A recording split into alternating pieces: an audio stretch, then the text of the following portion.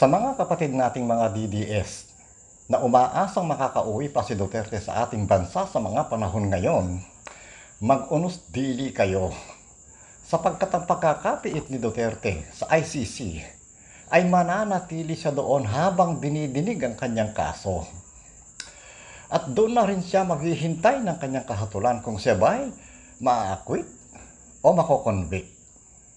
Kung inaakala ninyo na magagamit yung ating sistema dito sa ating bansa, nagkakamali kayo. Dahil dito lamang sa ating bansa nangyayari ang lahat ng mga kabulastugan. Ano-ano nga ba itong mga ito? Dito sa ating bansa nakapagpapakulong tayo ng mga walang sala. Nagpapalaya tayo ng mga bilanggong kawatan. Tinatakot ang mga testigo, pinipilit magsinungaling. Nagtatanim ng mga ebidensyang magdidiin sa mga inaakusahan. Nagpapatakas tayo ng mga kriminal. At ang hatol ng hukuman ay binabaligtad. Lahat ng ito ay malayang naisa sa katuparan sa pamamagitan ng panunuhol. Diyan tayo sanay.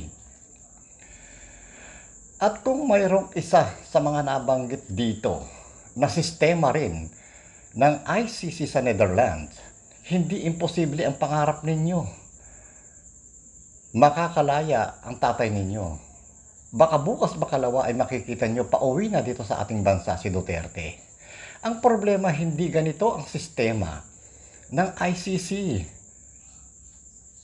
Hindi rin nabibili ang kanilang prinsipyo. Kaya nga sa ICC natin ito ipinasa dahil umaasa tayo ng patas na investigasyon, patas na paglilitis, at patas na hustisyang makakamtan ng lahat ng mga naging biktima ni Duterte.